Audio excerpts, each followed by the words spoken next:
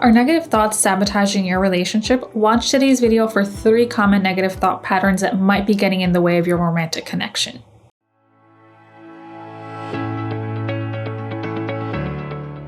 Hey there, my name is Diana Garcia. I'm a licensed therapist in Florida and own of a private practice called Nurturing Minds Counseling. If you're new around here, hit that subscribe button now to get more tips to nurture your relationships, your mental health, deal with anxiety, things like that.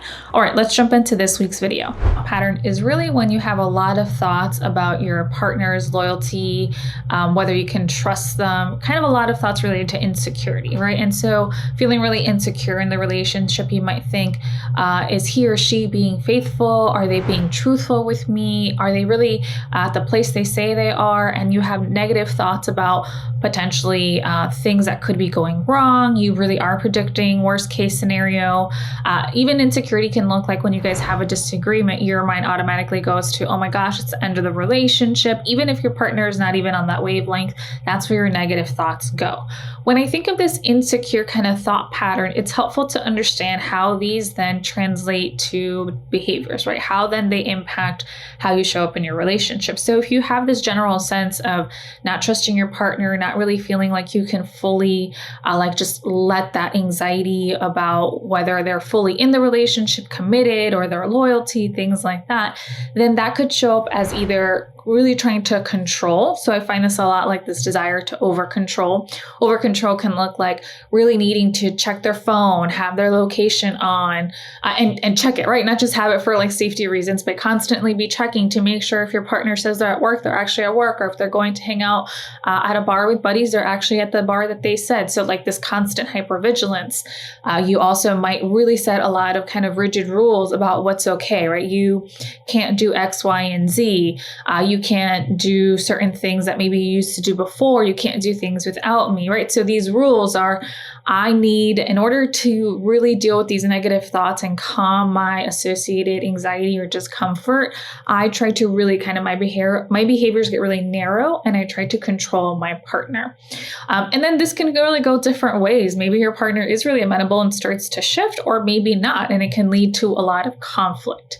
This can also look like a little bit of the inverse. So maybe you do have these like thoughts of insecurity, or you don't feel sure about the relationship. You have a lot of negative thoughts, maybe even about yourself in the relationship. You doubt maybe why your partner would want to be with you, things like that. And that would then maybe leave you to kind of do the opposite, where you really don't set any limits or boundaries, where you really try to avoid conflict, right? Because you have all these thoughts that, oh, what if they're going to leave me, or like, they're settling or whatnot. So I just have to be really careful. I can't rock the boat. And that might leave you to not really getting your needs met because you don't express how you're truly feeling, or something's bothering you and things like that. So if you can relate to this thought pattern, comment below how they're keeping you stuck. What impact are they having on your relationship? Because this is going to be good information for you to realize what or where you have to change or do something different. Negative thought pattern in your relationship. This is really when you are constantly looking for faults in your partner, right? So you've gotten to the point where when you think about your partner, you really are focusing on what they're not doing or what they're doing wrong, or all the things that are going wrong in your relationship, right? You have over time maybe developed what John Gottman calls negative sentiment override, where even if something neutral happens, you view it through a lens of negativity towards your partner, right? So if your partner, leaves the dishes in the sink, right? It's not just like, oh, my partner was really busy. I remember he worked really late last night, or she worked really late. It's like, oh my God, here we go again.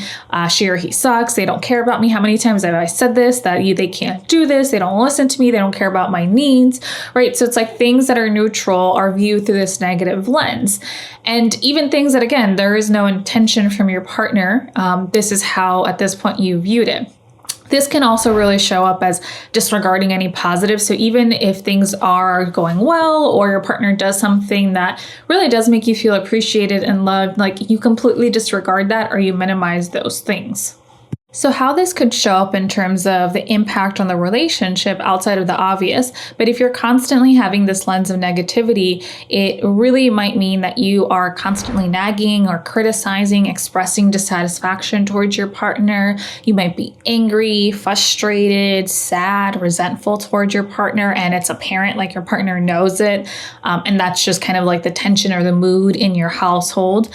This can also lead you to really pull away. So the sense of disconnection reaction from your partner. You're no longer turning towards your partner when things are either going well or when you're in distress, right? So if you had a difficult moment at work and you like need a shoulder to cry on, you're going to turn to your friend, and you might not even mention it to your partner. You just might gloss over it. So again, this sense of attacking or bringing up concerns consistently and really pulling away or disconnecting from turning towards your partner in those moments of need.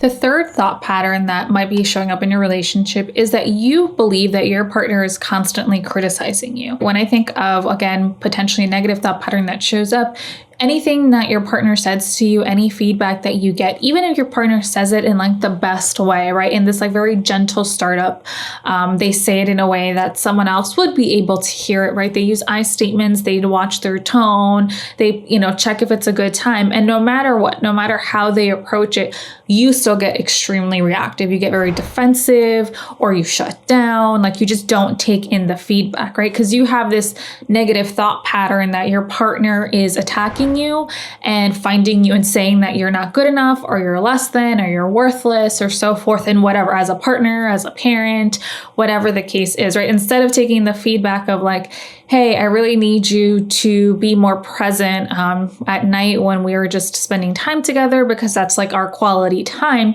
You hear as like, oh my God, my partner is saying I'm a horrible partner, that I am just a shitty partner. And that kind of very automatic negative thought pattern influences how you show up. Like maybe you really believe that, and that's what you heard. That's what you heard, even though that's not what your partner said. And you feel really shitty about it, right? So you feel like shame. And then that again might cause you to be very reactive and defensive and angry, or just shut down and like completely kind of block off your partner so your partner really can't get to you.